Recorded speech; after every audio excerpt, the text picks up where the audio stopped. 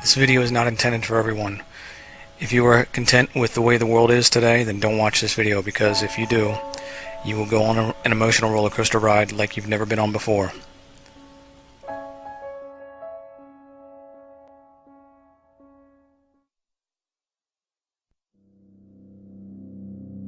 Hearts and good nature. Yeah, Ken. Mr. President, earlier this year you told us you had ordered your administration to cease and desist on payments to journalists to promote your agenda. You cited the need for ethical concerns and the need for a bright line between the press and the government. Your administration continues to make the use of video news releases, which are prepackaged news stories sent to television stations, fully aware that some or many of these stations will air them without any disclaimer that they are produced by the government. Comptroller General of the United States this week said that raises ethical questions. Does it raise ethical questions about the use of government money to produce stories about the government that wind up being aired with no disclosure that they were produced by the government?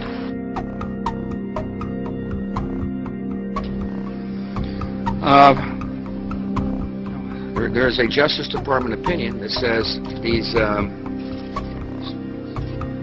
pieces are within the law so long as they're based upon facts, not advocacy.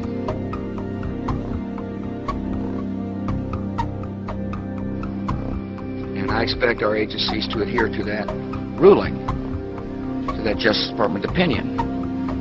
It's been a long-standing practice of the federal government to use these types of videos.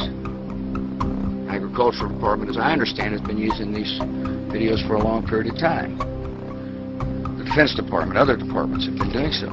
It's important that they be based upon the guidelines set out by the Justice Department. Now, I think it'd be helpful if local stations then disclose to their viewers if that's, that this was based upon a factual report and they chose to use it.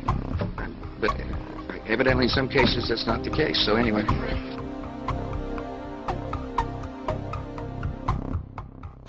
To guarantee that's happening by including that language in the prepackaged report.